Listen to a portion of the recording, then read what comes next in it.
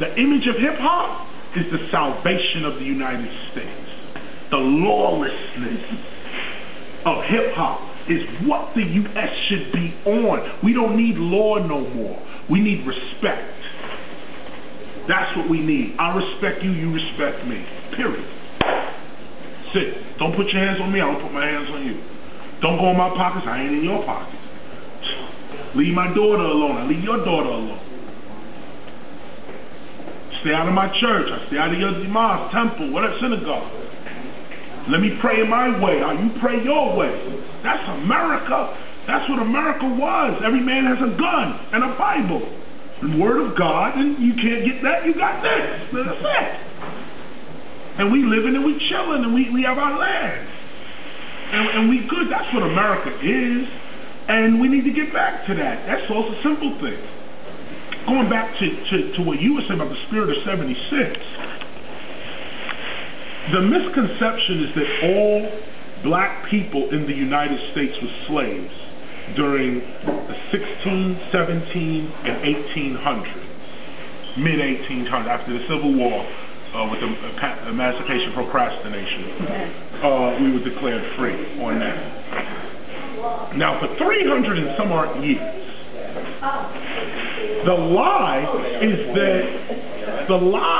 that all Africans were enslaved. Hey, what's up, y'all?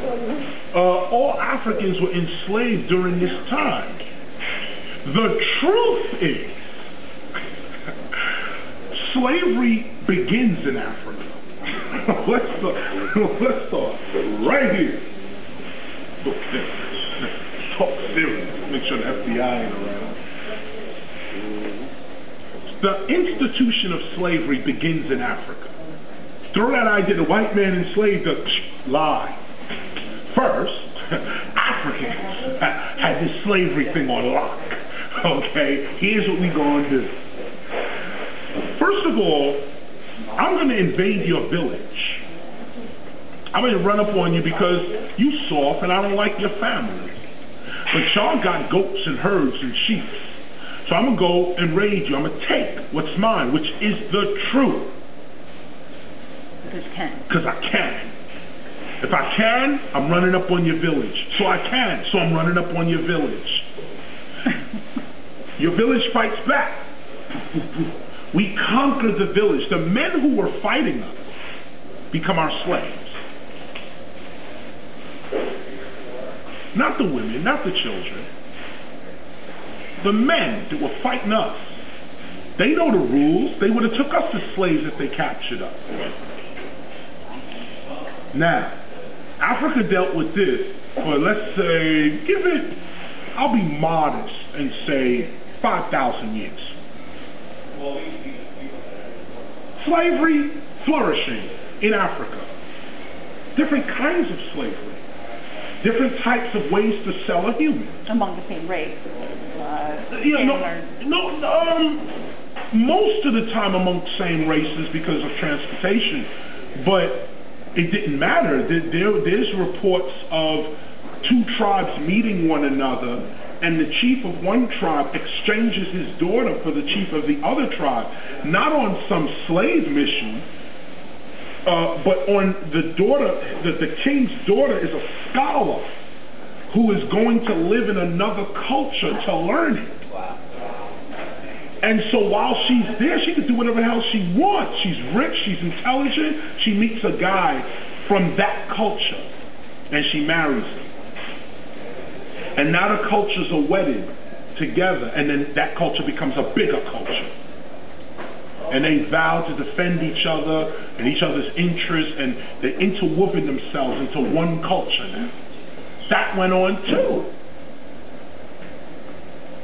But now, slavery, when Europe finally gets its boats together and starts traveling back to Africa for trade, first, Europeans come to Africa with open arms. They're greeted as gods. They have a great time in Africa. Great time. But some Africans just got to be ignorant. And just like you see today in hip-hop, let me use hip-hop as an example. You have KRS-One, and you have others. In my same culture, there are people who are part of hip-hop who are out to destroy it and anybody else approaching it. Take it back to ancient Africa. There was an African saying, you're not supposed to own another human being. All humans are free, and so are the animals. Why are you tying them up like that? What? Oh man, get out of here, man. You're preaching again. Why don't you go back to the temple where you belong? This is what we doing here. That person says, listen, you're destroying yourself. You're destroying yourselves. You're making your own society weak. Oh, here he go again, talking that positive, conscious. Here he go again. Now, you've disrespected your principles, which is what the prophet comes to tell you. You diss him and your principles. Now there's a ship coming from far.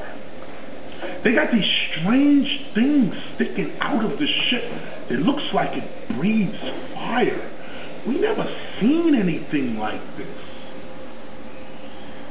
The prophet knew it was coming, gathers up all the knowledge, his family, friends, and close disciples, and says, there's another land right over here. That's where we're going to go. Leave these ignoramuses to themselves. Let Katrina hit them. The prophet goes on. Not going down with a sinking ship. We never did. We never did. I'm using Katrina as an example, prime example. This is world history repeating itself over and over again. The storm is coming, evacuate. I'm going to ride it out. I'm going to ride it out. Ride or die. I'm riding it out. Some rode it out and survived. Most perished. When you disrespect the heed of the watchman of your culture, it's not the watchman that is exploited, it's you. So now we're in America. Why? Because the Queen of Spain was so pissed off that certain Africans and other parts of Europe would not trade with her. They shut her out of the system that the Moors built. Then she sends this scoundrel, Christopher Columbus, who didn't have such a hot reputation in his own country.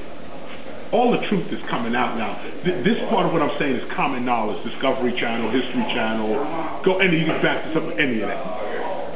Scoundrel, dude was. So he goes looking for spices in the Indies, East Indies. Supposedly he runs into America. Now, the Native Americans, or today Mexicans, see this guy coming.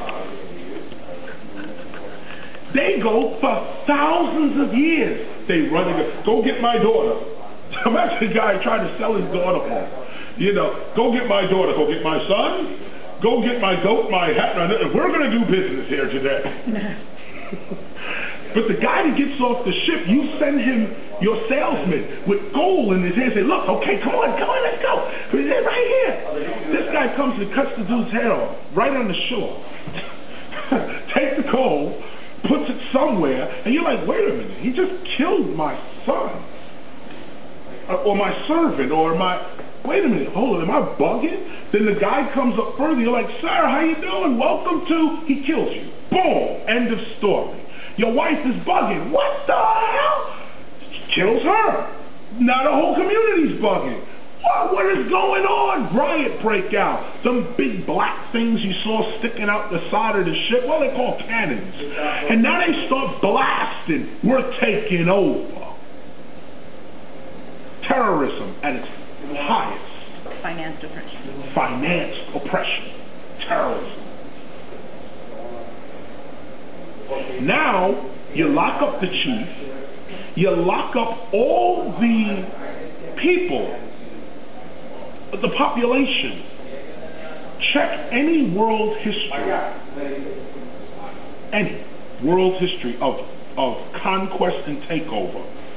You will never hear the medicine man ever captured.